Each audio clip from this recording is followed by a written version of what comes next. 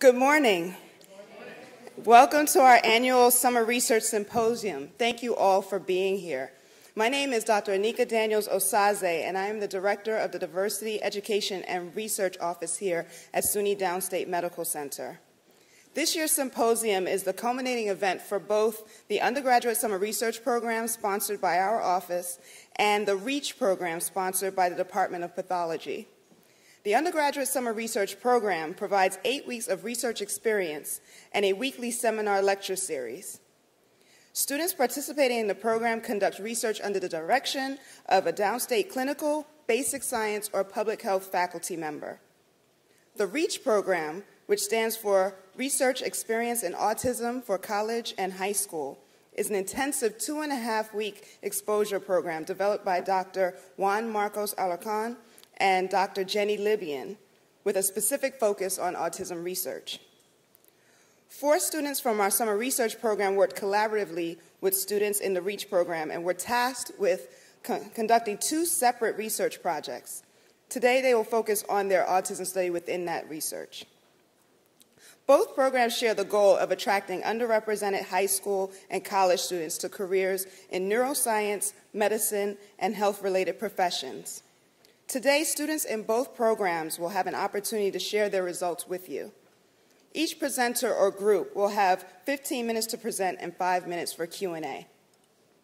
At this time, I would like to thank Dr. Carla Booten Foster, the Associate Dean for the Office of Diversity, Education, and Research, Dr. Mary Valmont, the Director of the Health Science Academy at the Arthur Ashe Institute for Urban Health, and Ms. Denise Shears from the School of Graduate Studies for supporting these programs, recruiting students and or helping to provide mentorship.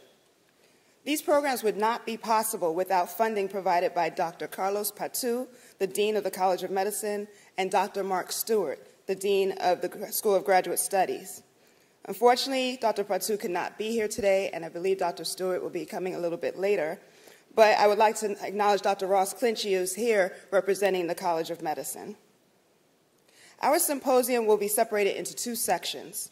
The first portion will be moderated by myself until Dr. Marquez arrives. And then the second portion will be moderated by Drs. Juan Marcos Alarcon and Dr. Libyan. So at this time, I'd like to start with our first student presenter. And let's see, is Colin here? Yes. So Colin Johnson.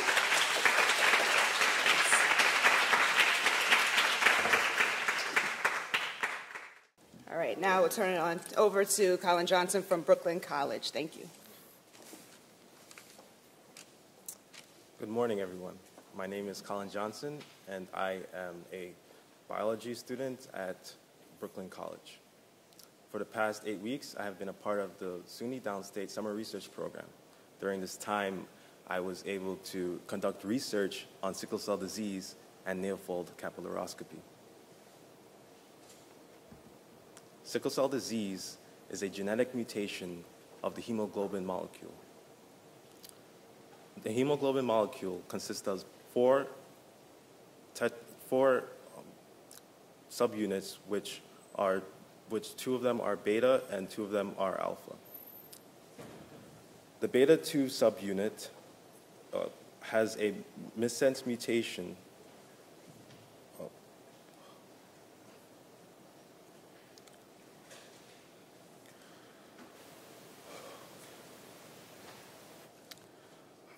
in the beta 2 subunit, there is a missense mutation of the gene that codes for valine, which is the 6th amino acid. This results in hydrophobic interactions between the beta 2 subunit of the hemoglobin molecule and an other beta 1 subunit of another hemoglobin molecule. This mutation results in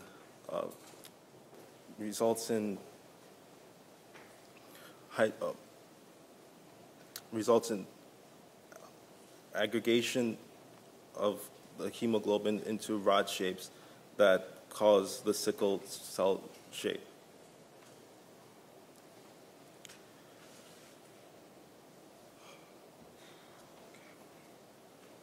The elongation of the red blood cells tend to block capillaries.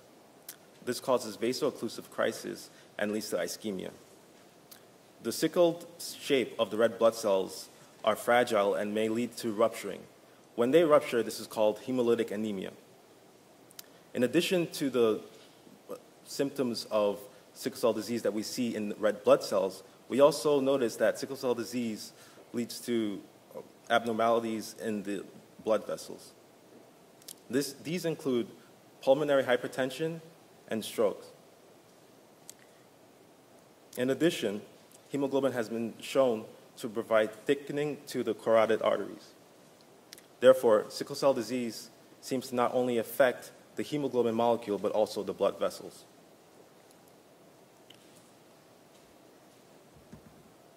The aim of the study was to determine whether sickle cell disease was associated with abnormalities of the peripheral capillaries. Nail fold capillaroscopy has been used in rheumatology for many years. It has been used as a diagnostic tool in the assessment with patients with systemic sclerosis or Raynaud's phenomena. We adopted this technique to look at the capillaries that lie within the nail fold because they provide for an excellent way to look at the capillaries which lie parallel to the skin. The area of the nail fold is the only part of the body which has capillaries which lies this way. This allowed for an easy assessment of the number of capillaries as well as the potential abnormalities which are formed by sickle cell disease. Our study consisted of 60 participants. 30 of our participants had sickle cell disease, and 30 of them were controls which did not have sickle cell disease. The exclusion criteria for these studies were patients without hypertension, diabetes, for patients that were not pregnant, or patients that did not have any diseases that may have affected the nail fold. Age, height, weight, and body mass index was also recorded in this study. Here's an example of the simple procedure that we performed during our research. We begin with a drop of oil on the area of the nail fold, and we place a microscope directly above this area. We begin with a magnification of 50 times that of the unaided eye. Once the capillaries of this area are identified, we can then zoom in to 220 times that of the unaided eye. Here, in this control patient, you can see that the capillaries are visible and that it is easily identifiable.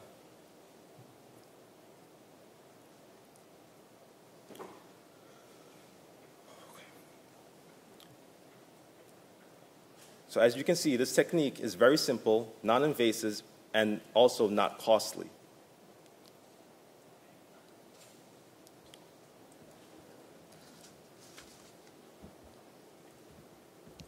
Here's an example of a particular interesting photo which was taken, and we were able to visualize the blood flow that occurs within this area.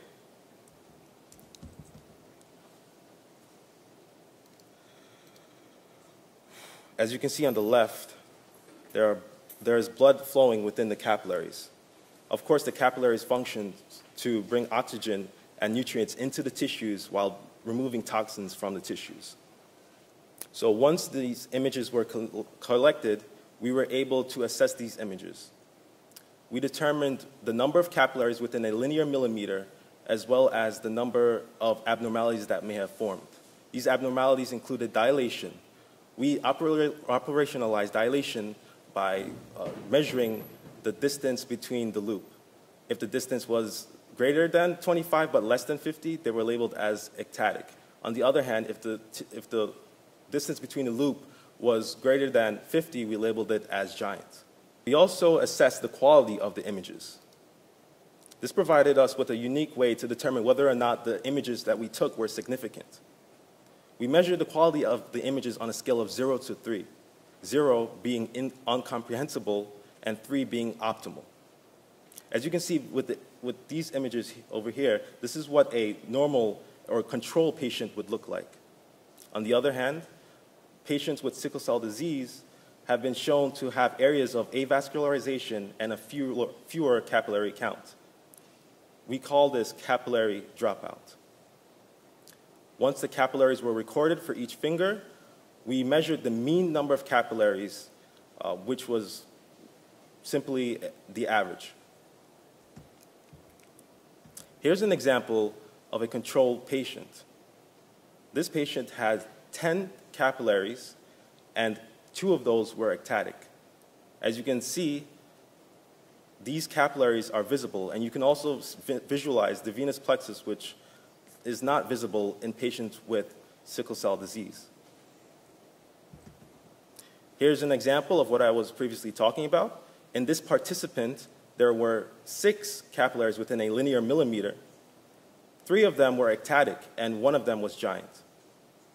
As you can see, there is a big difference in not only the quality of the capillaries, but also the number of capillaries within the millimeter distance.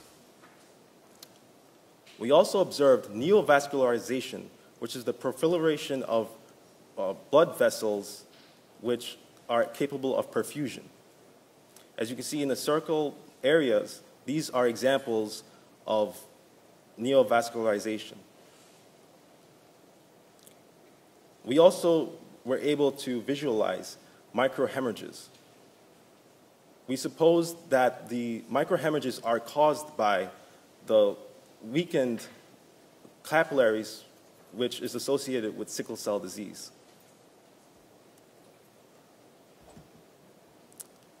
Our results showed that age, height, and mean quality was not associated or correlated with sickle cell disease or our control participants.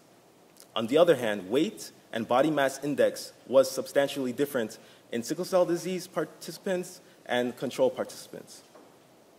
With p-values of less than 0.05, both of these results show that sickle cell disease participants had a lower body mass index and weight. Here's an example of the sickle cell participants' mean capillary as compared to the normal participants' mean capillary. On average, the sickle cell participant had a mean capillary number of 6.6, whereas the normal participant had a mean capillary number of 8.7. This was found to be statistically significant with a p-value of less than 0.05.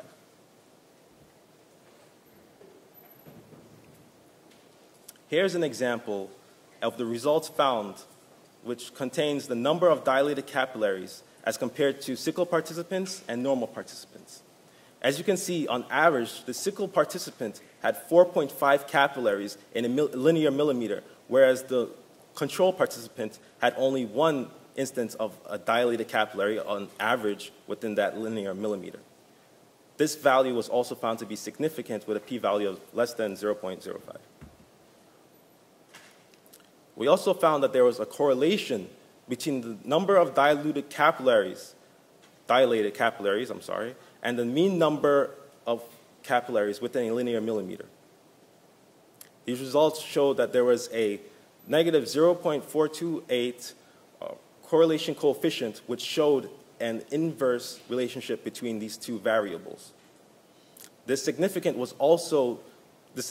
of this was also less than 0.05. The capillary size and number did not appear to be related to the severity of disease.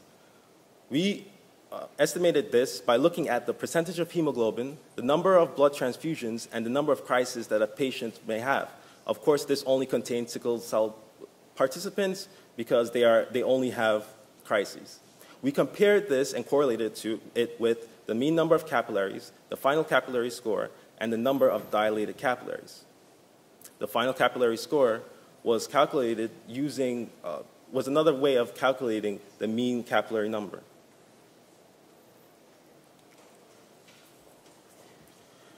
As compared with controls, participants with sickle cell disease exhibited a lower density in the nail fold. In addition, sickle cell participants were far more likely to have dilated capillary loops when compared to controls. The lower capillary density was associated with a greater number of dilated capillaries.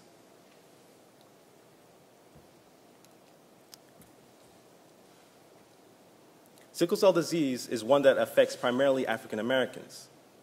This is because sickle cell disease is a protective evolutionary trait which protects against malaria. Sickle cell disease has been believed in the past to be one that is primarily effective of the hemoglobin molecule.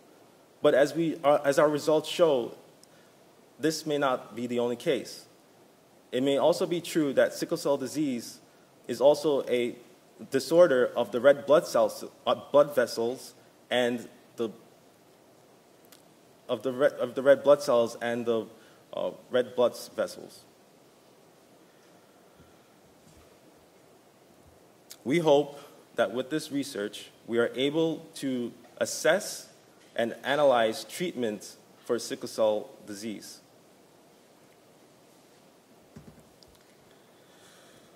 Thank you, everyone, and this is it.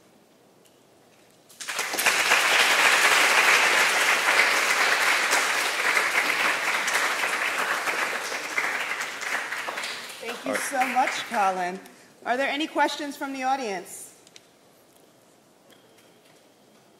Any questions? Okay, great. Thank you so much. Even through the technical difficulties, he's moved right through, so thank you. Okay. At this point, I'd like to turn it over to our moderator who's arrived, Dr. Samuel Marquez, who is the co-director of the Gross Anatomy program in the College of Medicine and the director of the Anatomical Donor Program. Thank you. It's always a pleasure. It's always a pleasure to moderate this incredible event because I know how much work and effort is put in, not only on your part, but also of the faculty mentors that I see some of them in. I always see Dr. Jenny Libyan, who's always a strong supporter of the outreach program. Okay, so what I usually do is I usually introduce the person and the university affiliation, followed by the title, and then when the presenter comes up, they state their title. So I'm going to leave that up to them. So the next speaker, Christina Marshall from Macaulay Honors College from Hunter College, a great school that I used to teach in. Christina?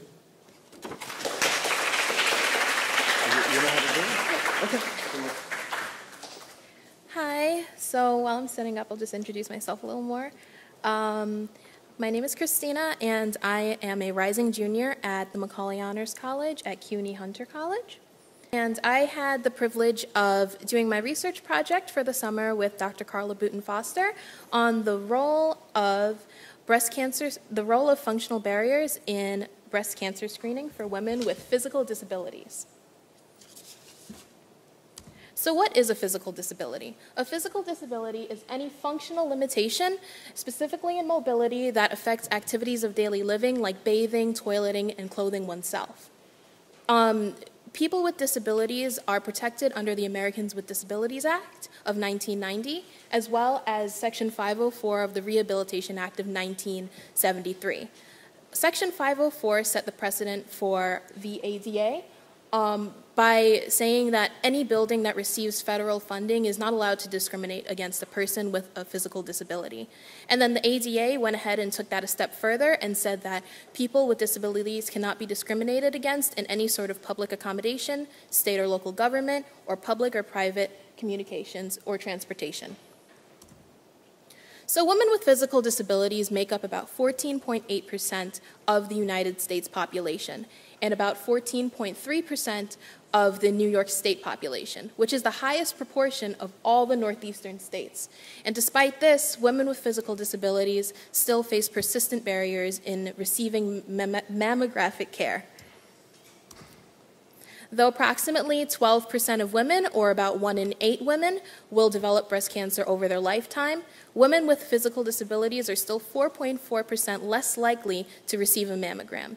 And they're also more likely to die of breast cancer, even when diagnosed at the same stage. Most of the time, women with physical disabilities cite as reasons for why they did not receive a mammogram being that there was a lack of physician engagement, meaning the physician did not recommend that care for them, or that they were not able to access the required positioning in order to get a mammogram. So this raises some questions. The first being, what is the source of the disparity in preventative care screening for women with disabilities, and what modifications can we put in place to promote equitable healthcare outcomes for everyone? So keeping these questions in mind, my mentor and I developed the following objective and hypothesis. We wanted to determine potential relationships between receipt of mammograms and the ability to perform IADLs, which are instrumental activities of daily living. IADLs are any sort of activity that requires complex thinking or a certain set of organizational skills and time. So, for example, meal prep, ordinary housework, and I'll go into more IADLs later when we discuss our methods. And our hypothesis was that women with physical disabilities who have functional limitations are less likely to receive a mammogram because of that functional limitation. So, in order to conduct our study, we did a secondary cross-sectional analysis of data provided by ICS, which is along the Independence Care System. They are a long-term care management program for people with disabilities, not just women, but we decided to focus on their female population over 40 years old. Each woman, about 2,034 of them, were given a 15-section assessment that assessed a number of aspects of their daily lives, including IADLs, which is what we based our preliminary analysis on. So the survey assessed these IADLs specifically. Meal prep, meaning can the women prepare their own meals? Second, ordinary housework, can the women, wash their own dishes, sweep the house for themselves, nothing crazy like lifting heavy boxes. We also looked at finance management, can the women keep their own books? Phone use, are they able to use the telephone? Are they able to climb the stairs? Can they shop for themselves? Do they have a method of transportation? And can they manage their own medical equipment? So, taking all of this into account, we decided to disseminate our data on the following parameters. So, if the women ranked anywhere between 0 and 3 on their survey, anywhere from independent to limited assistance, we said that they had no functional limitation in the IADL. If the women ranked between 4 and 6, we said that they did indeed have a functional limitation in the IADL. In order to disseminate our data, we used the SAS system, which is a statistical analysis system. We conducted a bivariate analysis comparing the IADLs to whether or not the women had received a mammogram. And we looked mainly at contingency tables, chi-squared values, and p-values.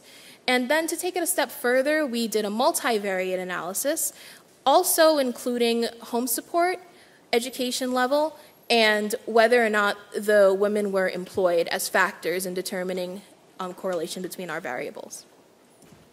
So let's get on to the results. So of our 2,034 women, 1,840 did not receive a mammogram in their time. That's about 90.46%. And then 194 actually did, which is about 9.54%. This chart is just meant to give you an idea of where our women stand in terms of their level of ability. So as you can see, it's a very diverse group. Some women can prepare meals, others can't. And the major findings are really in our statistical analysis, and they're very telling. So what we found in our statistical analysis is that only our stairs and finance management variables were significant at a p-value of less than 0.05. So the stairs variable is likely significant because if a woman cannot climb the stairs, if she cannot access stairs, maybe she has a physical disability that puts her in a wheelchair, then it's likely that in a facility that does not offer a ramp system, she cannot access that facility. Onto the finance variable, there's two possible explanations for this. The first being that managing finances takes a series of organized, coordinated tasks that, depending on the woman's level of disability, she may not be focused on. So that's one reason that this could have been a significant variable. The other explanation for this is that maybe the women just had limited finances. There have been studies in the past that show that women with physical disabilities tend to have a lower mean income than women without physical disabilities. But I'll go into what we found about the finance variable in our multivariate analysis. The real question here is, why are all the other variables actually not significant? So if functional barriers are not as significant as we thought in determining whether or not a woman receives a mammogram, this points to a long-held idea that it's the perceived barrier that actually determines whether or not a woman receives preventative care. So if a physician perceives that a woman has a barrier, then they'll focus more on fixing her disability rather than actually providing her with preventative care for things that are not apparent or emergent. And these are the results of our multivariate analysis. So what you're looking at here are odds ratios, and you would read them as follows. So taking a look at the second row here, yes, the second row here, less than high school versus high school, the way you would interpret this is that a woman who has a high school education is 2.69 times more likely than a woman with less than a high school education to have received a mammogram. Now, having that interpretation in your mind, you can see that more community engagement, as indicated by whether or not the woman attended higher levels of school and whether or not she's in the labor force, shows a trend that these women are more likely to receive preventative care. In addition, the women who had more support at home, meaning someone to take them to their appointments, to remind them about different parts of their care, then they were more likely to have a mammogram as well. But what's really interesting is the finance variable here. What we can see is that the finance variable that's right below labor force actually dropped out when introduced as a function of whether or not they were in the labor market. This points to the second definition of the managing finances variable that I spoke about. This means that it's likely that these women were not able to manage their finances because they did have limited finances, and this is something that's been found in other studies as well. So what are some proposed modifications for equitable care outcomes? The first being promote competency in disability education in med schools, PA schools, nursing schools, and other healthcare professional schools. The second being to create an environment that's conducive to community engagement for people with disabilities. And the third is modifying how practicing medical professionals assess the cost-to-benefit ratio of providing accessible care to women with physical disabilities, or anyone with physical disabilities. More specifically, this is a very tangible option, the very last one, because there are things that are set in place by the government right now, such as the disability access credit and the barrier removal tax deduction. The access credit says that a physician or a medical facility can be reimbursed for providing care to a person with a physical disability, and the tax deduction is a tax deduction for removing architectural barriers that would inhibit a person with a disability from using facilities. So for example, if they have a door that's too narrow, if they widen it or something like that, they'd be eligible for reimbursement, or a deduction rather. And those are my acknowledgements. Thank you.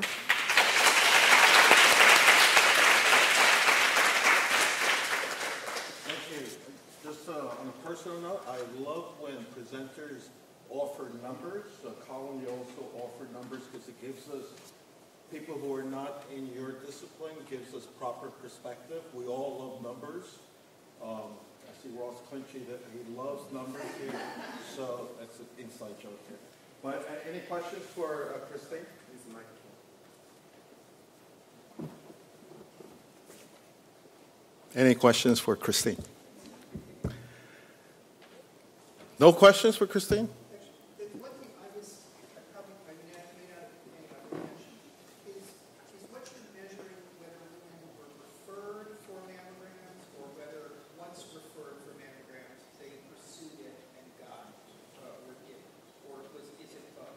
the second thing you said. Sorry. Yes, the second thing. Yes. Anything else? Okay, thank you very much. Well done. So I didn't, I need to recognize Dr. Carla Boutine Foster for the incredible work that she does in diversity and education. Absolutely fantastic. The labor-intensive investment that you do really is fantastic for the kids.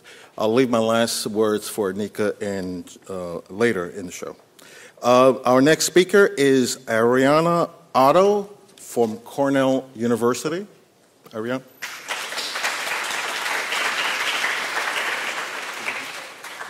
Hello, everyone. So my name is Ariana Otto.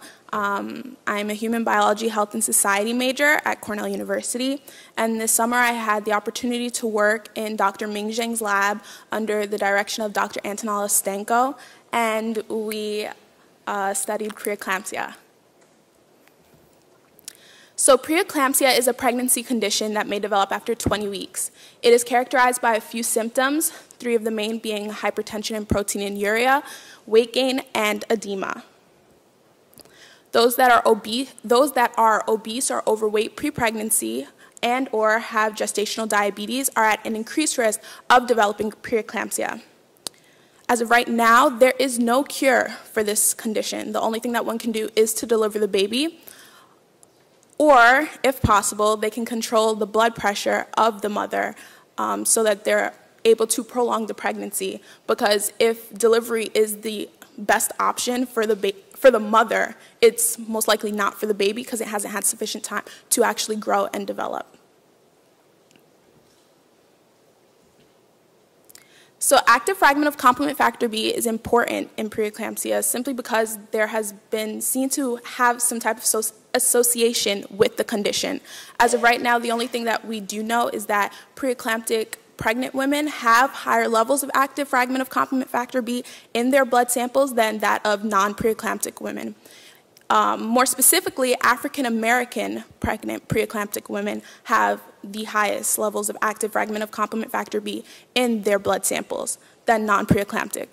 So with that understanding, the image that you currently see is the complement cascade. Complement factor B is a blood protein that attacks invading bacteria. It's a part of the immune system, and it's activated and initiated through any of the 3 following pathways that you see above. But specifically in our lab, we looked at the alternative pathway. So with the understanding of the pathway, our hopes are that if you can stop it here, where that line just came up, then we could see if the mother will develop preeclampsia via the other 2 pathways, classical or lectin, or if it'll just stop and she won't develop it. Or the condition's symptoms can become so bearable that she can prolong the pregnancy so that the baby has enough time to fully develop, and then delivery can proceed. So the complement factor B activation in patients with preeclampsia was a study done by Velikovic et al., and it basically showed what I just described. African American preeclamptic pregnant women had higher levels of this active fragment complement factor B in their blood samples than that of non-preeclamptic women. And you can see it was a significance level of 0.007, so it was very statistically significant. So how does this complement factor of active fragment of complement factor B lead to preeclampsia? Complement activation contributes to inflammation-mediated tissue damage. Preeclampsia causes reduced blood flow through the placenta from the mother to the child. So this constriction of the placenta is due to inflammation that is prompted by the complement activation through the alternative pathway that I just showed before.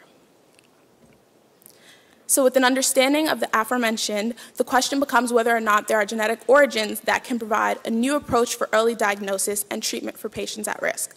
We hypothesize that there is a genetic mutation that is predisposing African American women to this condition. So we had both our preeclamptic and our non-preeclamptic patients, and there were groups of 75 per group. We collected their blood samples and split the blood samples into tubes with either EDTA or sodium citrate, which are two anticoagulants that allow for the prolonging of the clotting time. Then the tubes are put into a centrifuge, which allows it to form two distinct layers and separating the red blood cells, which will be at the bottom of the tube, and the plasma, which will come to the top. Once they are separated, then we can separate the two into two other tubes. So now the plasma and the red blood cells are separated, and from there we can extract the DNA, and then the DNA is sent off to another lab for genetic analysis.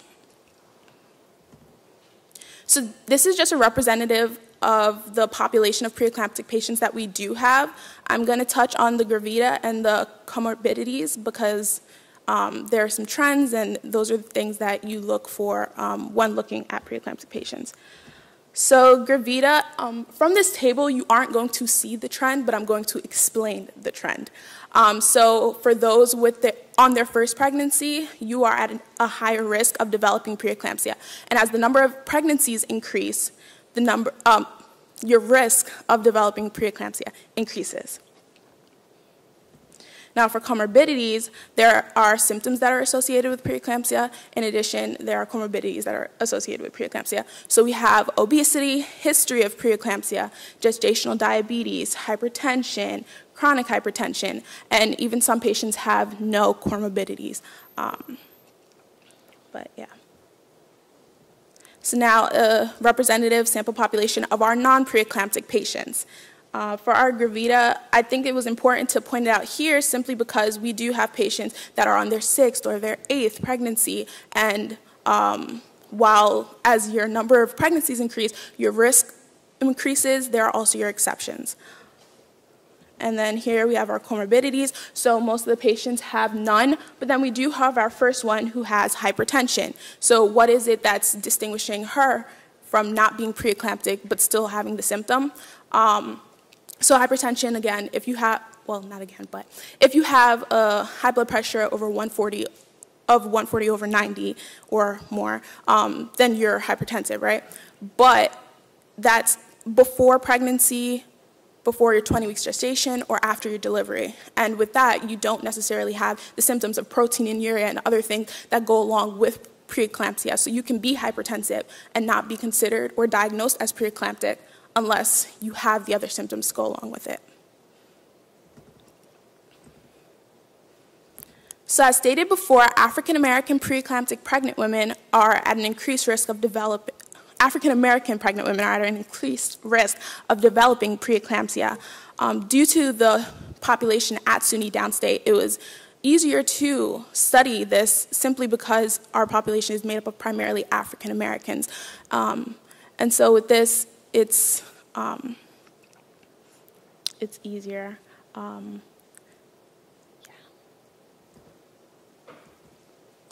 So preeclampsia is a pregnancy condition that may develop after 20 weeks. It's characterized by 3 main symptoms: hypertension and proteinuria, weight gain, and edema. After understanding that factor B is abnormally activated in preeclamptic African American women, we question whether or not there is a genetic mutation predisposing them to this condition. Our results are still in progress, but we hope to identify the genetic origins that will allow us to provide earlier diagnosis and treatment for patients at risk.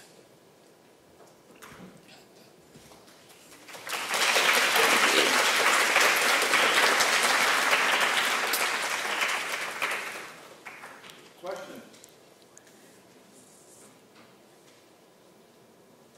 Yes.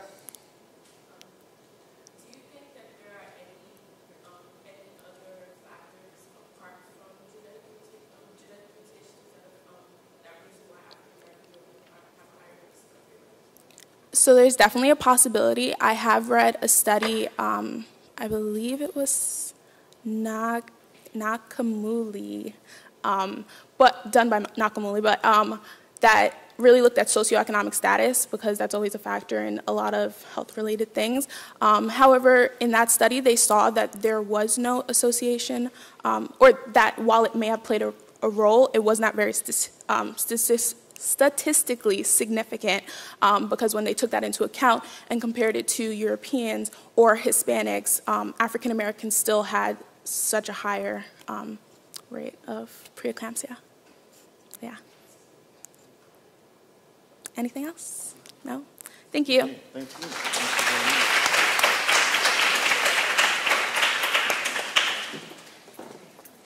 Thank you so much. So at this time, we're actually going to rotate and we'll have presentations from the REACH program. So I'd like to invite Dr. Jenny Libyan to the podium.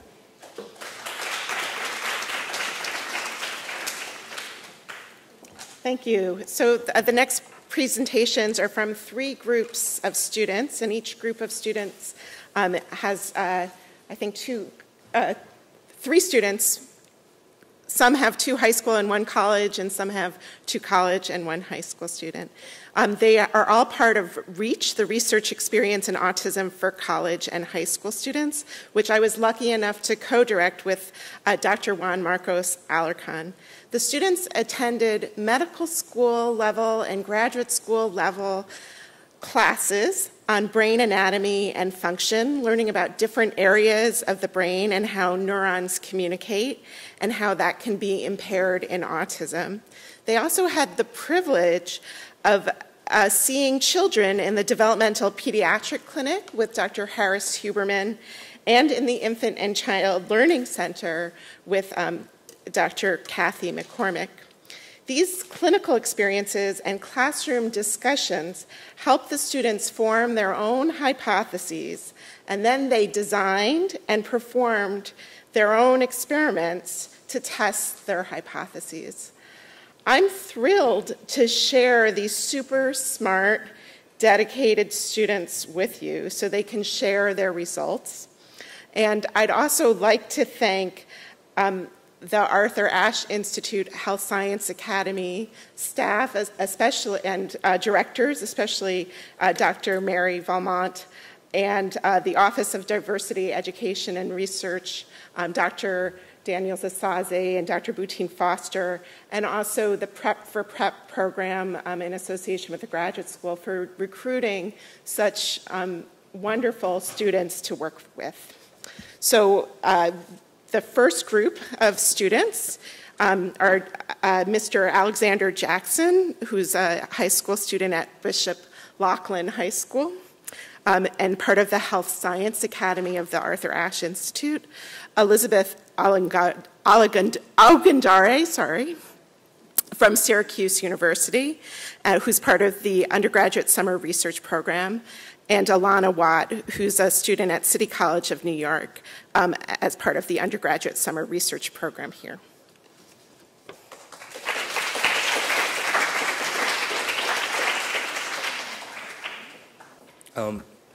Good morning, everyone. My name is Alexander Jackson. My name is Alana Watt. And my name is Elizabeth Ogundare. And we are presenting a study on high and low cognitive demand with FMRP knockout mice that model ASD. Okay, so we'll go over a quick overview of what we're going to be doing today. So the first, we're going to talk about what autism spectrum disorder is. Then we're going to go over our introduction to what our research will be talking about. Then we'll have our aim and address our goal in this research, and conclude with our hypotheses and our results with a rounding remark. Oh, am I not allowed to? Okay. So, what is autism spectrum disorder? Autism spectrum disorder, which we will refer to for the remainder of our presentation as ASD, is the name of a group of developmental disorders that include a wide range of symptoms, skills, and levels of disability known as a spectrum. Individuals diagnosed with ASD often characterized such as social problems, as in having problems, difficulty communicating and interacting with others, repetitive behaviors, and intellectual impairment. ASD is diagnosed at a very young age. This is when the brain is developing the most and a critical time for learning and absorbing new information. This brings us to what we will be discussing in our presentation: how cognitive conflict affects the learning, and how we can apply learning strategies in ASD individuals. In this project, we will be using FMRP knockout mice, which model Fragile X syndrome. Fragile X syndrome, or FXS, is a genetic syndrome that has a lot of the same cognitive, social, and intellectual dysfunctions that ASD has. To do this, we'll be looking at impaired cognition, and that will be done with a learning task where we take these mice and we give them different levels of high and low cognitive demand, and see how they learn, remember, and adjust to the environments provided.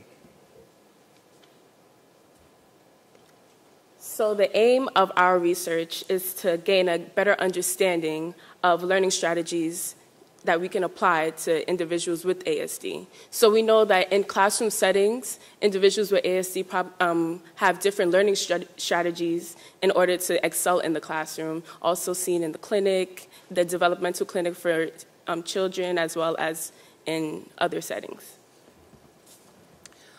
Our hypothesis that we believe is that the FMRP knockout mice perform better in low cognitive demand settings rather than high cognitive demand settings. This is based on our prior experience, again, in our clinical exposure in both the Infant and Child Learning Center and the developmental clinic with Dr. Huberman.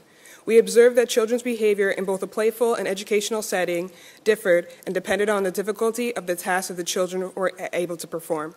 If the child was given a task that seemed more difficult and it required multitasking, they performed not as well as tasks that include single tasks and were very simplistic. To look at cognitive demand, we will be using a passive place avoidance test and an active place avoidance test. Passive being low cognitive demand, where the mice only have to worry about avoiding the shock zone indicated in red, whereas in the active place avoidance test, the mice will be trying to avoid the shock zone while also worrying about the arena rotating as shown here. We will be using 4 mice, 2 knockouts, and 2 wilds, one of each being in a passive and active place avoidance test.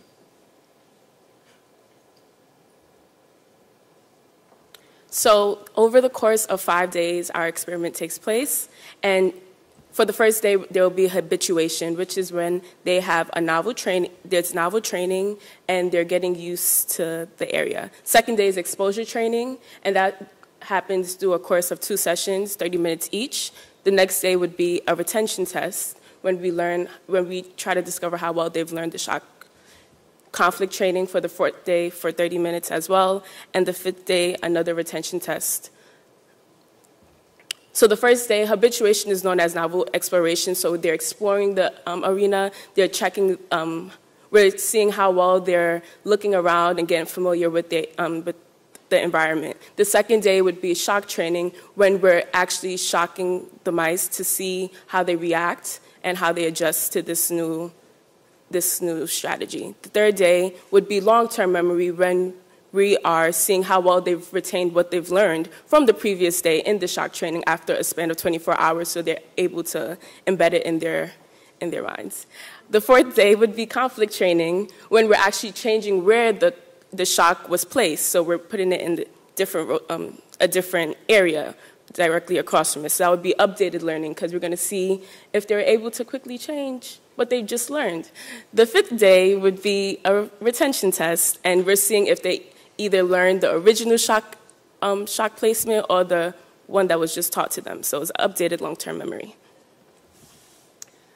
And this will be our data analysis, and we're going to see basically what you guys are going to get a taste of what we got to see during our testing. We have a computer tracking system that tracks all the movement of the mice. In the 2 upper left and right hand corners are for day 1, her habituation. As you can see, both mice perform very well at exploration at both at the active and the passive.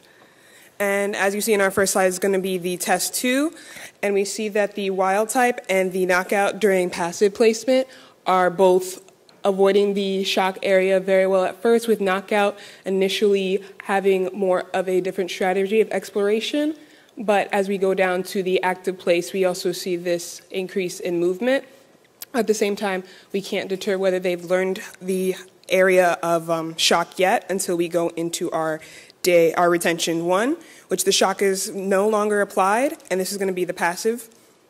So without the arena moving, we can see again how the wild type have adjusted to the shock, where they have now avoiding it just as well. We also look over at the knockouts that they have the same strategy, but without the shock, it appears that they are just exploring as regular, but we'll look into this while we go into our results.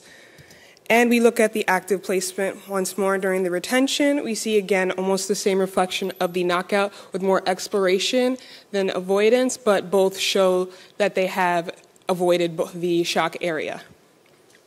Now we go into our conflict. As we said, it switches position into the opposite side, and we're testing to see if the mice now know this new shock area. And it seems that the knockout have adapted well and have averted the shock area very well, while the wild type has done a different type of strategy and seems to be stationary one moment. That's what the cluttered red means that they're in one spot for a long period of time. And if we look over again at the active, we'll see that both have avoided the shock well again. However, we'll see what this means towards our results as we look and see if their avoidance has shown that they have learned the task. And finally, we go to retention 2, our last day. This is when there's no shock applied, and we want to see either of the mice have any memory retention of the updated and the old information. And seems again, there's different strategies of learning with the wild type have shown that they are stationary, they didn't enter the shock area, as well as the knockout seems that they have just explored. But again, we'll look into this with our results. And finally, our APA, which we see a general position around the arena, which may indicate something, but again, like I said, we'll look into it as our results. This is just looking at their display as well, and there seems to maybe a bit of confusion. All right, this graph is showing the total number of entrances. This is when the mice actually enter that area, and the x-axis will show the different trial types with the red triangles indicating that they were shock applied, while the y-axis shows the number of times they have entered. As we can see, there's a general decrease from the pre-training all the way down to test 2 and even in retention, and it shows that the mice have learned the new information and have applied it to the retention. However, when we look at the wild type, APA, right here in the blue, we see that there is a spike within conflict, which, speculating, looking at it, it appears that they didn't do as well in the conflict. However, we may be able to assume that they may have just remembered more in test 1 in the first retention rather than to have not done well in conflict. Because as we see in retention 2, they actually decrease in the number of entrances, meaning they have updated learning and they have some retention of the original shock, and it may come in place to see what it looks like when we take in consideration the distance that they have traveled. Okay, so these two graphs say a lot of things. So the first graph we're going to look at is this graph. So we're looking at the total distance traveled by all 4 mice. Like we said again, 2 of the mice will be undergoing APA. To remind you, that's when the arena is rotating, so that's high cognitive demand. The other 2 mice will be looking at low cognitive demand when the arena is not rotating. So overall, you can see a general decrease from the first pre-training, which is the habituation when they were exploring. So when they were exploring, we see that they're moving a lot. There's a high distance traveled around because they don't know where the shock is. They don't even know that there is a shock. So towards the end, we see a general decrease up until the conflict. So when the conflict comes, there's the distance rises again. There's a high distance because now they're learning something new. They don't know where the shock. They don't know where the shock is. Well, there's a new shock zone. So there's a greater distance. But then when there's a retention 2, we see that there's a decreased distance because now there's been updated long-term memory.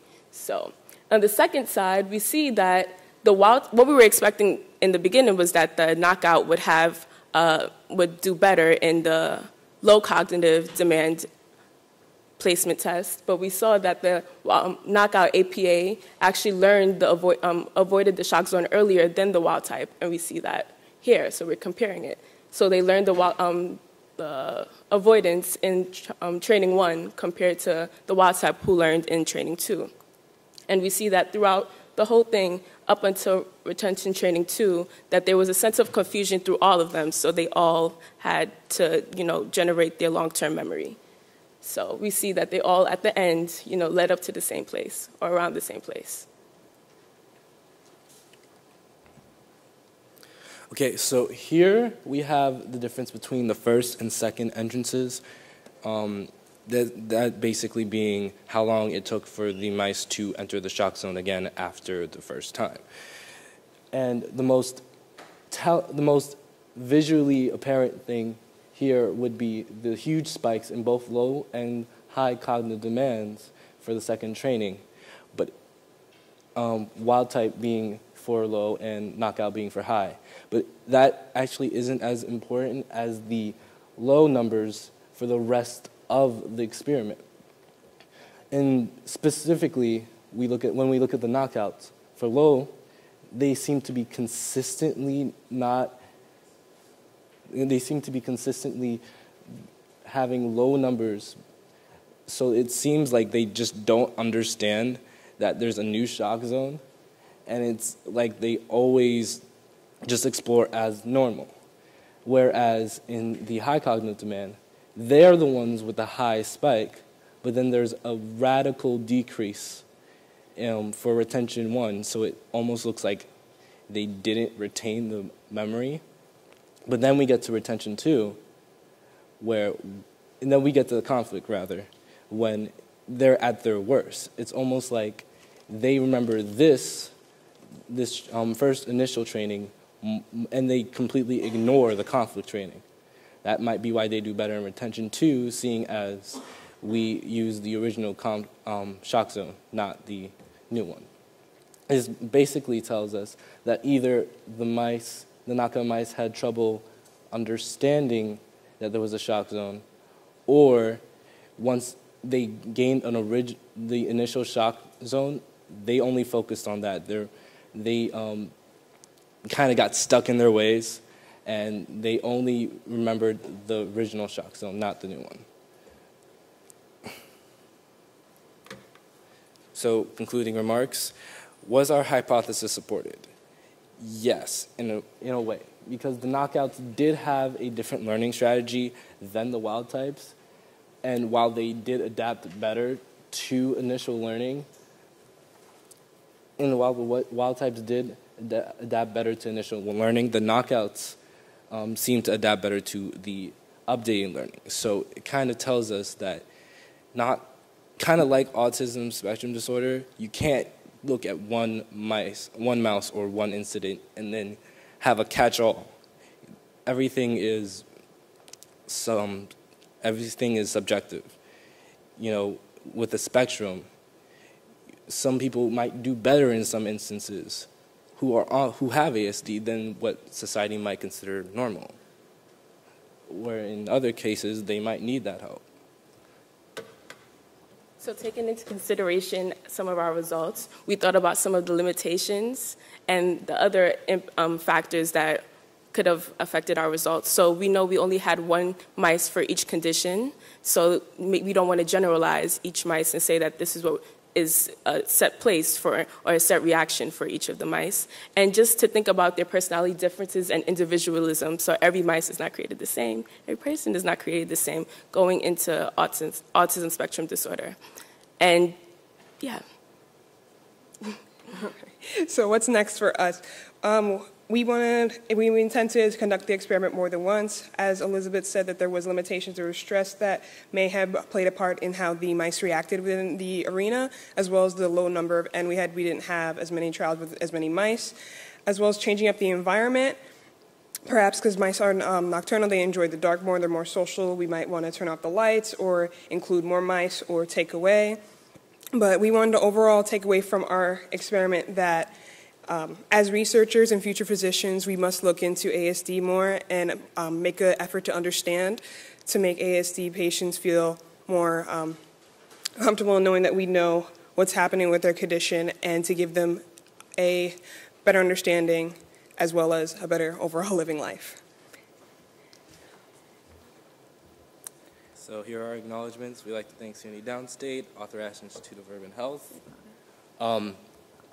We'd also like to thank Dr. Juan Marcos Alarcon, Dr. Jenny Libian, Dr. Anika Daniels-Osaze, Dr. Boone Foster, Dr. Harris Huberman, Dr. John Kuby, Director Kathy McCormick, and most importantly, Natasha Bobrowski, Corey, our mentor.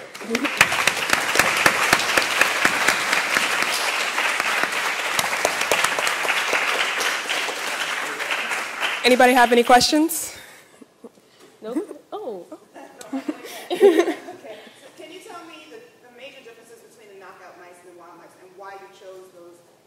mice for your experiment, and were there any gender differences in your results? So the knockout mice are linked. Knockout mice have an absence in the protein of FMRP, and that's also, they share cognitive impairment that's similarly seen in individuals with autism spectrum disorder. We used male mice because we used male mice. So, well, I know we use male. Yeah, we used male mice. I don't know. Oh, yeah. So we didn't want to put in different genders within it because, as we know, it may conflict with putting male mice and female mice together. So we kept them, and they were also, two of them were bred in the same litter, so we kept them kind of close. As well as with what the differences what we saw with the wild type, we did see more hyperactivity, more movement.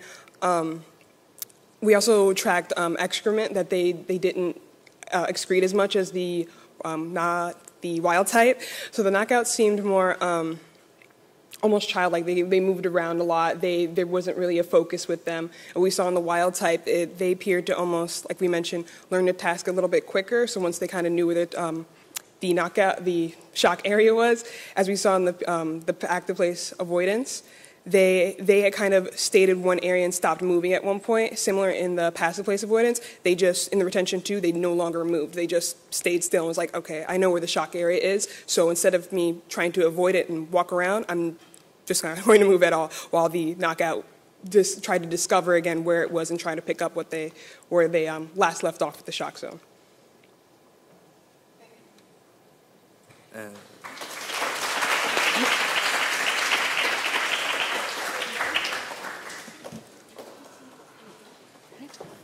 So the wonderful job, and that group of students, they were mentored by the last person they thanked, Dr. Natasha Bobrowski-Corey, who's just starting her second year of graduate school and was a wonderful mentor to them. So our next group of students are going to talk about the evaluation of synaptic function. I lost our place. In the hippocampal circuit of an ASD mouse model. And those students are Ashley Jackman, who's a high school student at Brooklyn College Academy and part of the Health Science Academy of the Arthur Ashe Institute. Marie Siant, who's a student at Brooklyn College and part of the undergraduate summer research program, and Kwame Tanis, who just graduated from the collegiate school and is going to be going to Cornell University next month.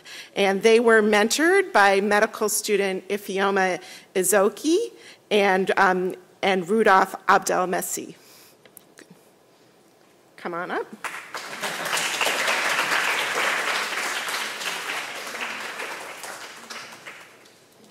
Okay, so good morning. My name is Ashley Jackman, Marie Siant, and Kwame Tanis. And we will be talking to you today about the evaluation of synaptic function in the hippocampal circuit of an ASD mouse model.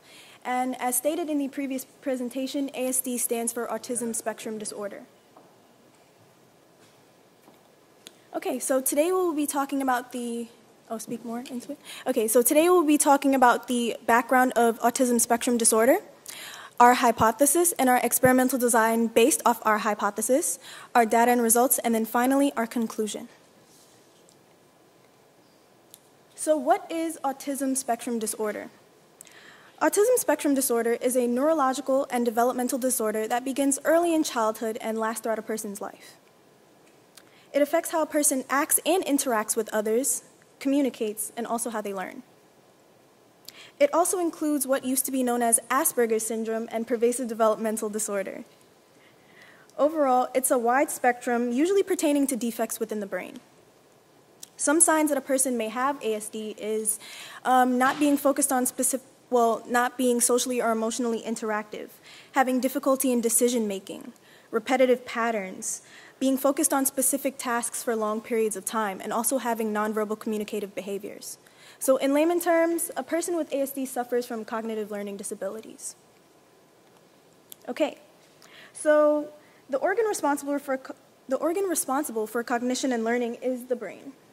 So we as a team figured defects of the brain would be because of the problems in the connectivity between neurons. Neurons communicate through synapses. It starts when an axon terminal contacts part of a dendrite, which then has to deal with the formation of the presynaptic and postsynaptic components. So this is the presynaptic and this is the postsynaptic components that would follow. If there are problems with the communication between neurons, it's good to look at the synaptic functions to assess the problem. In order to investigate the potential causes and treatments of ASD, we use an animal model that manifests similar symptoms to ASD models. This is where the FMR1 gene comes into play.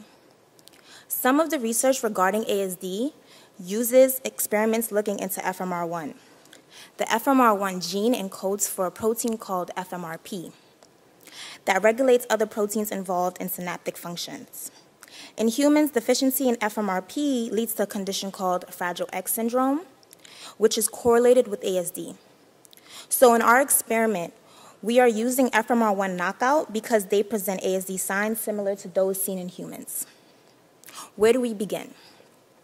We started at the hippocampal circuit. Why, you may ask? The hippocampus isn't the only part of the brain that is being utilized, but it is most utilized for spatial memory and cognition. Also, the hippocampus has been used in other studies in relation to ASD, so it was best to use this as a focal point for this project. Let me remind you that we know that there is a problem regarding the connectivity between neurons, so the goal of the study is to assess synaptic function in the hippocampal circuit, particularly where the neurons connect. Okay. So we hypothesized that there would be a change in synaptic activity in the knockout mice that lacked FMRP in comparison to the wild-type controlled. Ashley and I specifically predicted that the lack of the suppressor protein would lead to an excess of proteins, and this excess would end up increasing the overall synaptic response. Marie hypothesized that the excess of proteins would actually overload the system and cause parts of it to shut down and decrease the synaptic response. Okay, so there are two ways to study how a neuron functions. The first would be to stimulate neurons using increased amounts of voltage and recording the corresponding response. However, you should note that each voltage has a different response. The second would be to choose fixed amounts of voltage but at different frequencies that you deliver the stimulus with and measure the response. So initially what we would be measuring is the postsynaptic potential. There have been studies done using the first method, and in the end there was no difference between the knockout versus the controlled, so we chose to use the latter method, which is the postsynaptic response. The two different frequencies we chose were the 10 hertz and the 40 hertz, which fall within the theta and gamma frequencies respectively. The reason we chose these frequencies were because there were studies on live animals that found that when an animal is performing a spatial task, the hippocampal neurons fire at two dominant frequencies within the hippocampus. So the theta and the range is about 7 to 10 hertz, and the gamma, which is about 40 hertz. So the two frequencies that are used in this experiment within the hippocampal circuit and from the hippocampus. So let me reiterate that. So the two frequencies that are used to communicate within the hippocampus circuit and from the hippocampus with different areas of the brain. So we're going to focus on two pathways that represent these two different types of communications. Okay, so the first pathway is from the entorhinal cortex to the dentate gyrus. And this represents the hippocampus's external communication with other parts of the brain. The second pathway is from the CA3 to the CA1, and this represents the hippocampus's internal communication with the different layers within it. As Marie said, we are looking at this experiment with two different frequencies because they serve two different roles in the brain, and we wanted to have an understanding of how the brain, or the hippocampus specifically, functions under all kinds of activity. So to measure the reactions that nerve cells have, we use two electrodes. The first electrode inputs an electric charge on the axons that come from the starting region in each pathway. So in the external pathway, that would be the axons coming from the entorhinal cortex, and in the internal pathway, that would be the ones coming from the CA3. Now, when the electric charge, this electrode inputs the electric charge, it travels down the axons and triggers a synaptic response, which we refer to as synaptic potential within the dendrites of the CA1 and the dentate gyrus, which are where both pathways end. It's in those regions that we put the second electrode to record the response. Because the cells absorb positively charged sodium ions when active, the extracellular environment around them becomes negative. And this negative potential is what we recorded and what you'll see on the following graphs.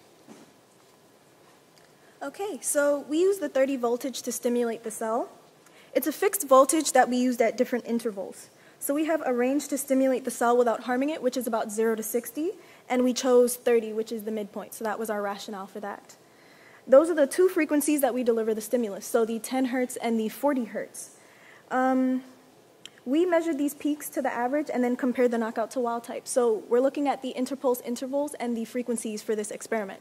So the 100 millisecond interpulse intervals would have to do with the 10 hertz, and the 25 millisecond interpulse intervals would have to do with the 40 hertz. And they kind of help us with our results that follow on the next slide. So results.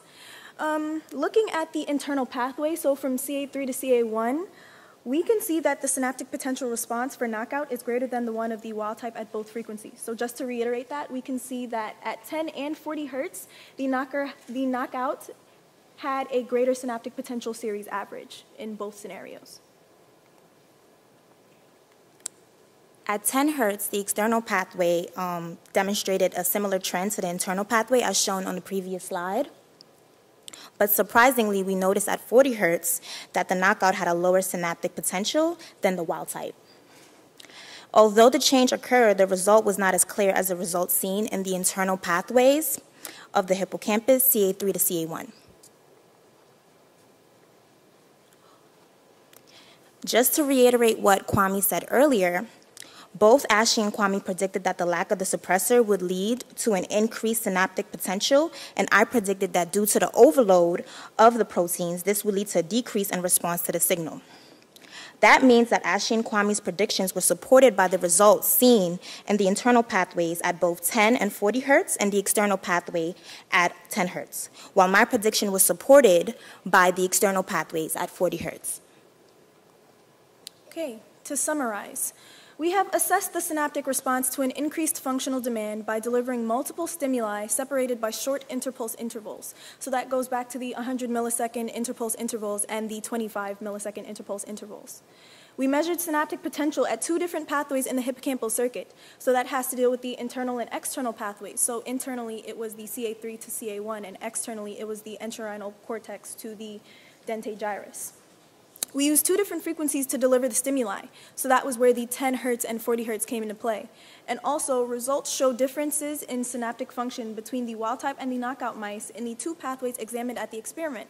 So that goes back to our results, where at 10 and 40 hertz internally, the knockout had a greater synaptic potential, and also at 10 hertz externally, but then at 40 hertz externally, the wild type had a greater synaptic response.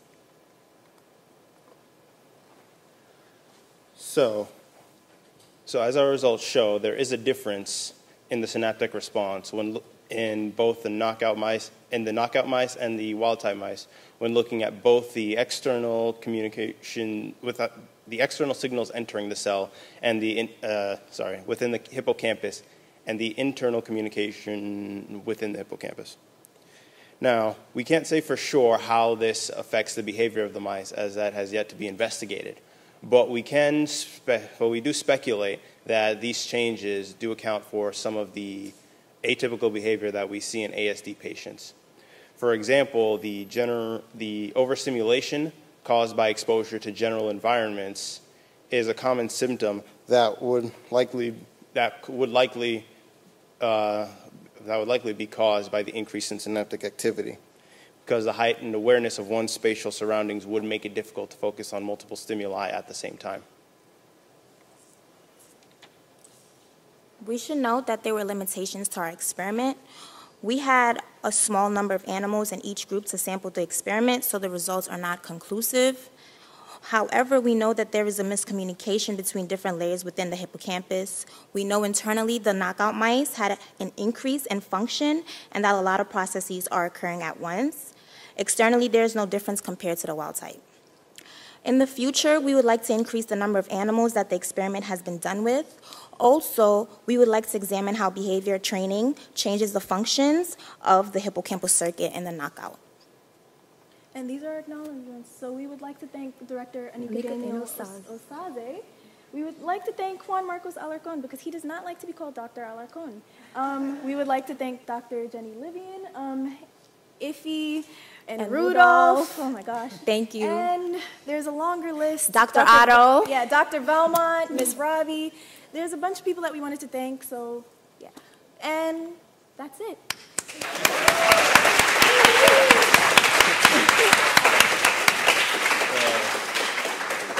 Any questions? Questions? Yes? Do you have an idea or a hypothesis of why the external input had two different effects? Oh, no, I'm not answering this. Go ahead, girl. Can you repeat the question for the You're asking if...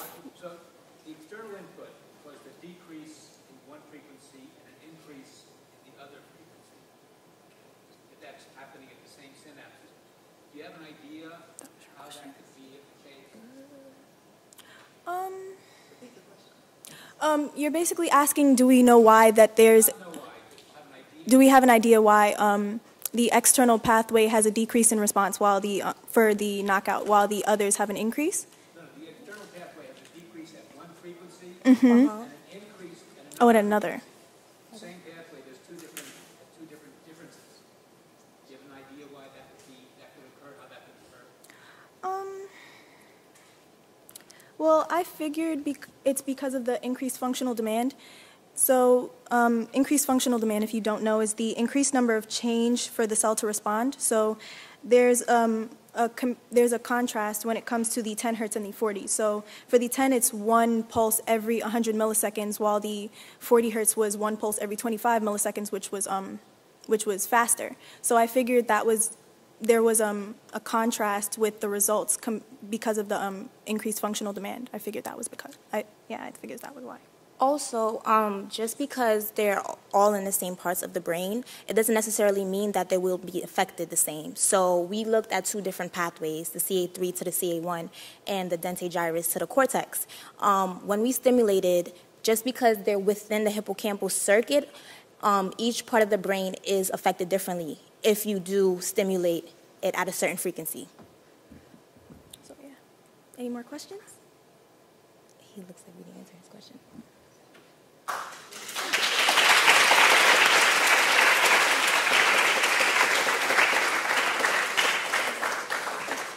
Thank you.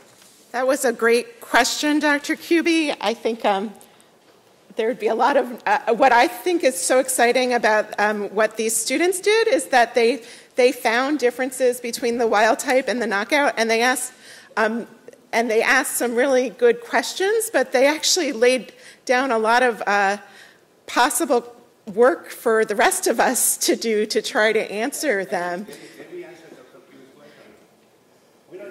We don't know the answer. But I would want to look. I would want to look at the dendrites to take a look at those too. That's pretty good. Okay, so our next group of students looked at the effects of object play and social interaction on GLUR1 levels in a mouse model of ASD. They were mentored by Rebecca Caesar, a rising second-year medical student at SUNY Downstate, and Joey Bukai. And the students were Marco Diaz Cordova, who's working with the Health Science Academy of Arthur Ashe Institute, Athena Casey Steenar, who's a student at Phillips Exeter Academy and part of the Prep for Prep program, and Janique Williams, who's a student at Robert Morris University and part of the undergraduate summer research program. So come on up.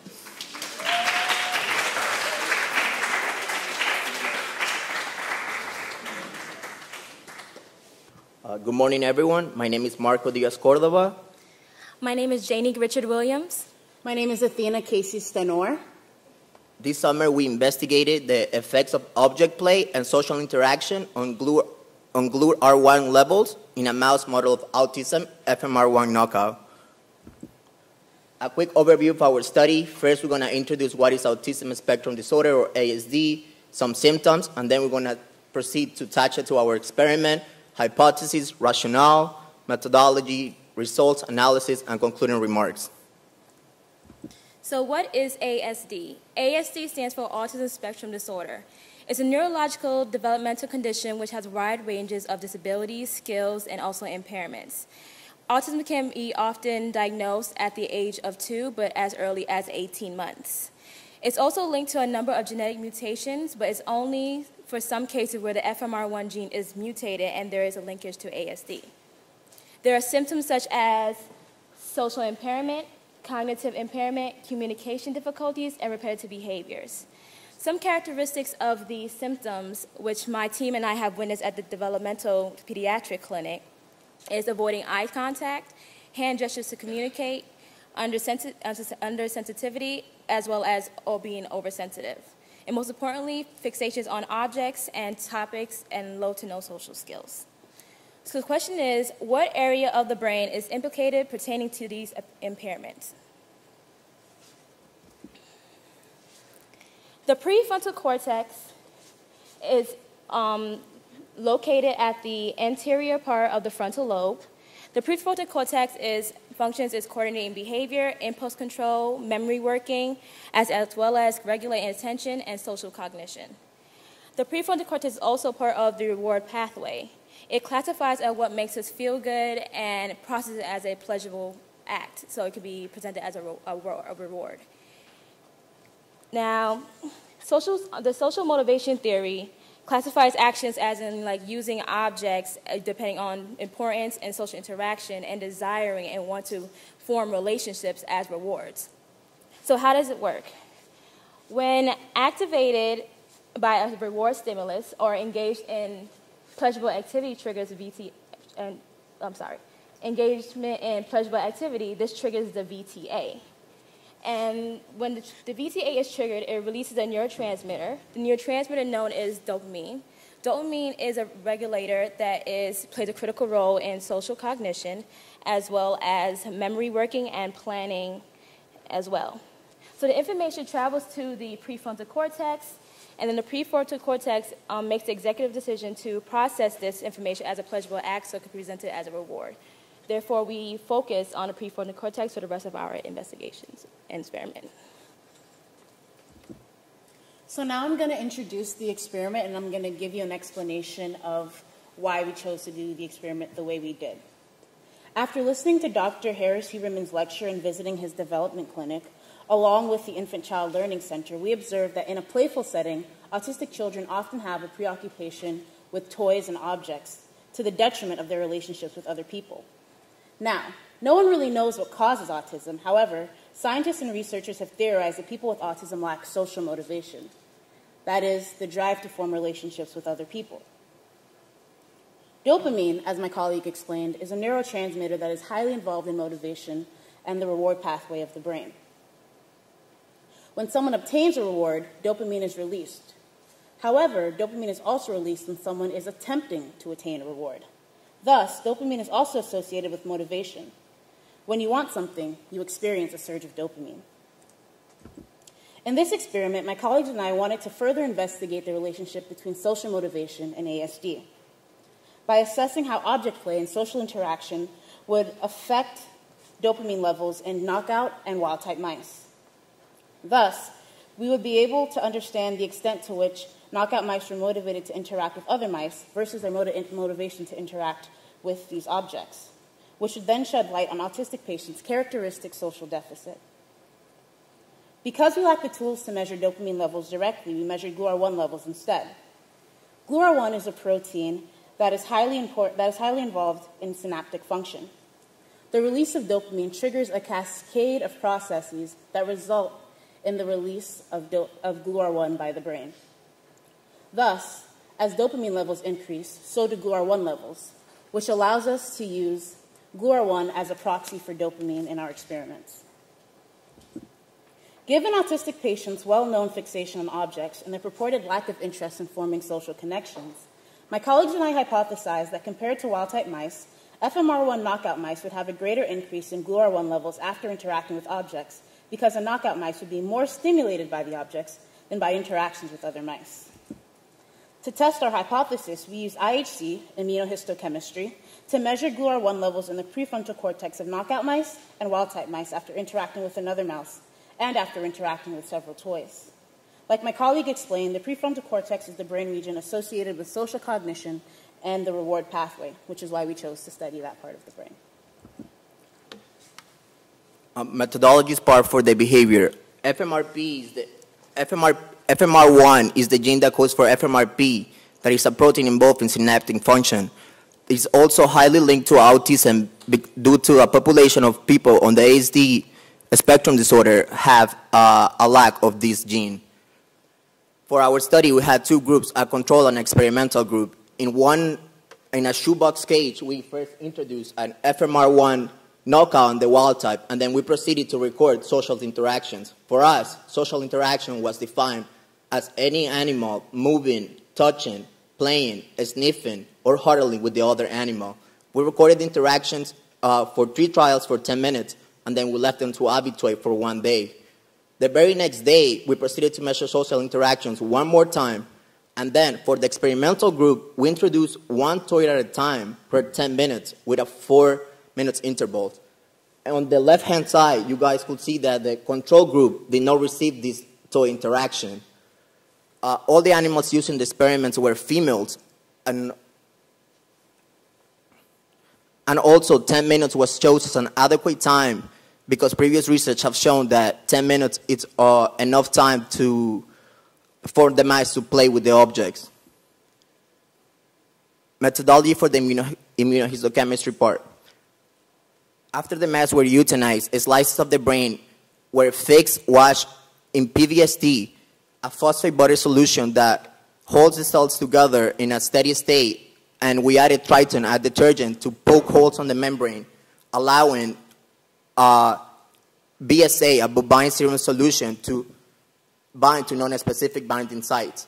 Then we proceeded to introduce our primary antibody to bind to GLUR1 and a secondary antibody to bind to the primary antibody, producing a fluorescent light that was able to be seen on the confocal microscope. On the bottom right hand, we also use antibodies for FMRP because we wanted to make sure that the knockout animals did not have it. And then in the bottom left-hand side, you guys will see that the knockout, in fact, did not have any FMRP. This is a slide of the mouse brain. We obtain a coronal section of the prefrontal cortex, and then the 3 areas of the prefrontal cortex that we focus were the insula, the orbitofrontal, and the prelimbic. The insula because that's involved with emotion and interpersonal relations, while the orbitofrontal and the prelimbic, it's involved with reward-making, dopamine, and decision-making. As Marco said, the mice were habituated overnight, giving the mice time to be exposed to one another. Now, the data that is being measured here is the length of time between each interaction with the toys. To clarify, we measure the wild type to toy interaction, and then we measure the knockout to toy interaction. Now, throughout all the 5 trials, the wild type has obviously interacted less to the toys than the knockout. And throughout the 5 trials, the wild type was displaying distressed behavior. For example, her ears were back and down, demonstrating a defensive stance, and as well as she is grooming, so that means that she was obviously stressed, and also burrowing, which is in other words digging, and which also demonstrates that she was trying to find a way to escape. But while the wild type was actually doing this, the knockout was taking the initiative to keep going back and forth to the object, sniffing around, and even though she was distressed and also grooming herself, it didn't stop her from actually continuing to proceed to interact with the object. And as you can see, as the trials went on to the 5th one, the knockout actually became fixated with the object. compared to the wild type, who actually during the fifth trial was isolated to the corner. So now we're going to go over the results and analysis for the immunohistochemistry portion of our experiment. These are some images from the different regions of the prefrontal cortex that we imaged when we were staining for GLUR1. So all of these cyan blue dots are GLUR1 proteins. However, these really bright spots here and here and the corresponding spots in the other pictures are actually capillaries, so those do not count as GLUR1. As you can see, there's clearly some differences between the knockouts that only had social interaction and the knockouts that had social interaction and toys in the insula. It's brighter in the side that had toys, whereas the opposite seems to be true for the wild type that had only social interaction versus social interaction with toys in the insula. And you can also compare across the wild type and the knockout, and notice that with social interaction only, the wild types seem to have a more intense level of activation in the insula. Similarly, you can make assessments across the different species, the different strains of mice, and the different experimental conditions that they faced. And in the prelimbic, we see similar patterns. With the toys, the wild type seems to have a less intense activation in the prelimbic area of the prefrontal cortex, whereas in the knockout, the opposite is true, and it seems to have a stronger activation in the prelimbic area of the prefrontal cortex. And across the species, it's clear that the wild type has a more intense activation in the prelimbic area compared to the knockout. Now, this is a graph of the average in the GLUR1 intensity across the different regions of the prefrontal cortex. We have it organized by the wild type strain and the knockout strain, and the different colors correspond to the different sections of the prefrontal cortex. Just to remind you of our hypothesis, we hypothesized that in the knockout mouse, the difference between the social interaction only group and in the group that interacted with toys as well would be greater than the differences in the wild type mouse. And that seemed to be true. However, in our analysis of our results, we also noticed a different trend too. The direction of change across both strains were not the same. In the wild type mouse, in the insula, there's a decrease in the GLUR1 activation from the social interaction group to the group that also interacted with toys. And there's an increase in the orbital area from the group that only interacted with another mouse versus the group that interacted with toys. And then again, another decrease from the group that only interacted with the mice and the group that interacted with the toys. Now, if you compare that to the knockout mouse, in the insula, there's an increase from the social interaction only group to the social interaction and toys group. There's another increase from the social interaction only group in the orbital and to the social interaction and toys group. And then it increases again in the prelimbic area from the social interaction group to the social interaction and toys group. So clearly the wild type seem to have a more dynamic response to the different stimuli, and that's reflected in the GLUR1 levels. Just to reiterate, our research is consistent with our hypothesis, but we will acknowledge now that our hypothesis was flawed in that it assumed that the direction of change for both the wild-type mice and the knockout mice would be the same. However, that was not the case. If you remember the previous slide, I explained how across the different areas of the prefrontal cortex, the changes, the way that the levels changed with interaction with toys was different in the wild-type mouse than it was in the knockout mouse. Therefore, we were wrong to assume that the knockout mouse would be an extreme version of the wild-type mice, which just isn't true. So, in terms of our interpretation, we believe that this is because the knockout mouse, as we mentioned before, it lacks FMRP. FMRP is usually a regulator protein, and it generally suppresses synaptic function. In the wild-type mouse, the regulatory function of FMRP is clearly evident because, as I explained before, after interacting with toys, there seems to be a more measured and dynamic response, whereas in the knockout mouse, there's a consistent increase after interaction with toys in every single region of the prefrontal cortex. In other words, to get us into the context of ASD in the real world, we could use the results of our study to understand that ASD patients and people without ASD when you're comparing them, it should never be in terms of extremes. You shouldn't think of ASD patients as being more or less than people without ASD. You should think of them as being different. And our results clearly show that. Concluding remarks. There is a clear consistency with human individuals with autism or Fragile X syndrome. The animals showed they actually had a social type of impairment with social interactions. However, they did become fixated or interacted better with the toys. Some of the limitations of our study was that the mice might not have liked those kind of toys. From our own observations, we saw that they were more fixated toward round toys. Further research of our experiment could investigate other neurotransmitters like GABA or explore other parts of the brain where GLUT-R1 could have a significant impact. We would like to acknowledge Dr. Libya and Dr. Juan Marcos Alarcon, as well as our mentors, Joey Bukai and Rebecca Caesar, and everybody who helped make the REACH program possible. Thank you.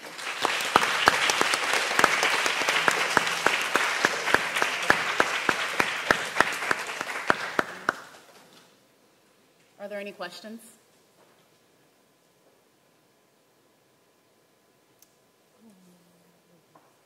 Comment a little bit about differences in stress reactions that could affect results. Just to repeat your question, difference in stress reactions affecting the results? What do you mean by stress reaction? You said that I thought you said that wild types had a bigger stress type response. They had bigger stress type response. Yes. You mean like the Oh, observations? yes. Means that. Mm-hmm. Yeah, I don't really get his question. Go ahead. Even though their behavior may have been somewhat, showed some signs of distress, we don't necessarily think that that was enough of a confounding variable to account for anything else, because it was so little that it wouldn't have made that much of a difference.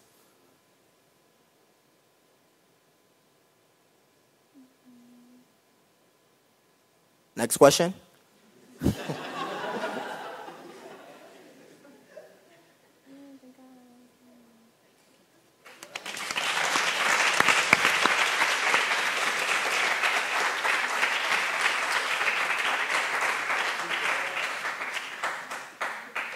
Can we have another round of applause for all of our students today?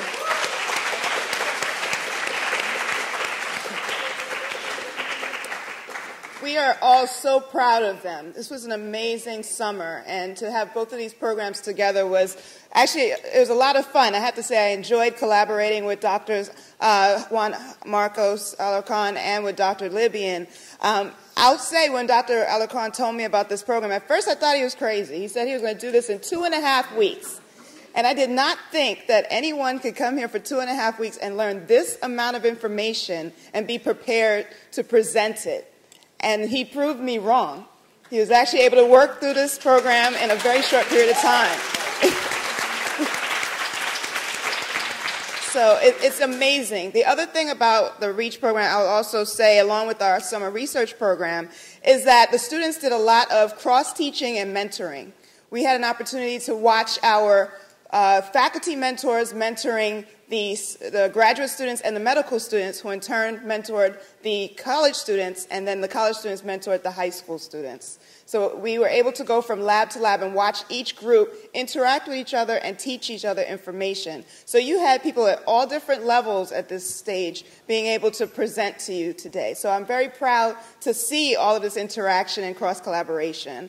I would like to thank all of our mentors who helped us with this project. Again, thank you to the College of Medicine, the College of Graduate Studies, the Arthur Ashe Institute for Urban Health, Ms. Denise Shears, and the Prep for Prep program, who I used to work for many moons ago.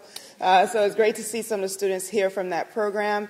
I would like to also ask that the mentors stay with us a little bit afterwards, because we'd like to take pictures of the students and the mentors for both programs, so please don't run off yet. But before we end today, we have some certificates for our students and a few tokens of appreciation.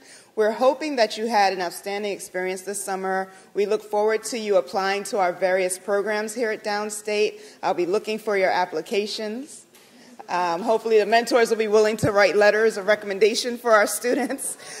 Just a plug for that. And I'm going to call each of you up individually to come and pick up your certificates, and then I'll turn it over to Juan Marcos and Jenny Libyan to give out the certificates for their students.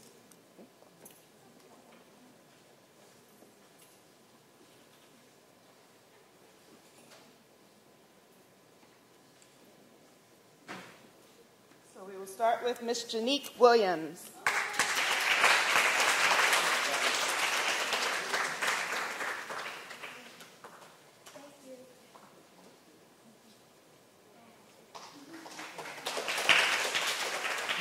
Ms. Alana Watts.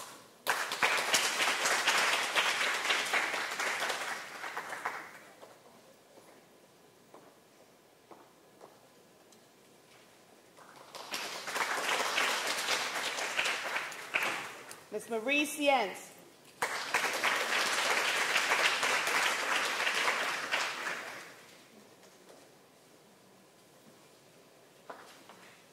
Ms. Elizabeth Ogundare.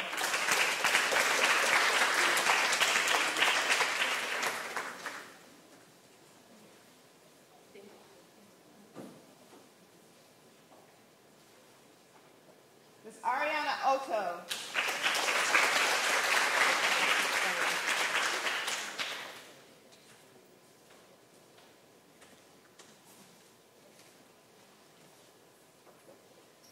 Ms. Christina Marshall.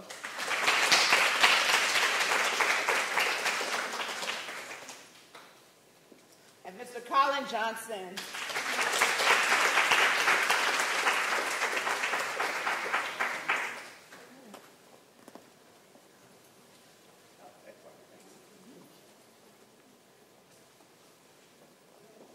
So please, Mr. Kwame Tanis.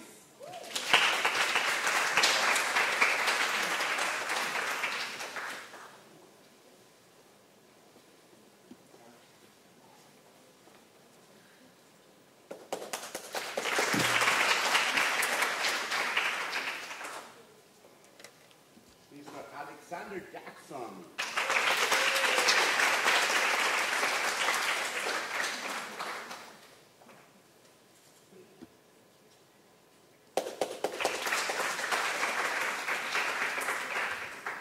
This is Ashley Jackman.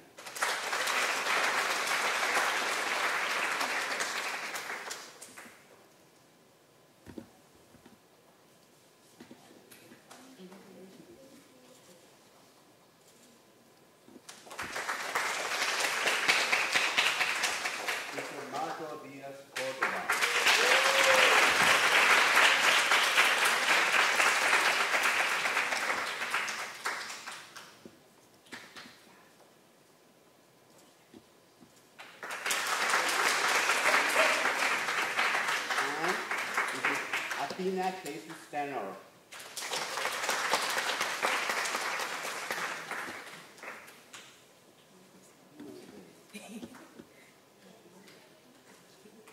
Congratulations on your work.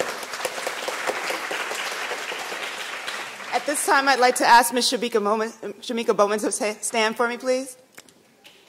Okay. Thank you so much to Ms. Bowman. Without her, we would not be able to get this done. This has been a very impactful summer, but it has been a lot of work, and every day she comes in with a smile on her face. She's always prepared to get things done. She's very highly motivated, and the students love her. So we just want to say thank you so much for all that you've done in our office. And Dr. Carla Booten Foster, can you please stand? Our Associate Dean for Diversity, Education, and Research. Okay. Thank you to everyone for being here.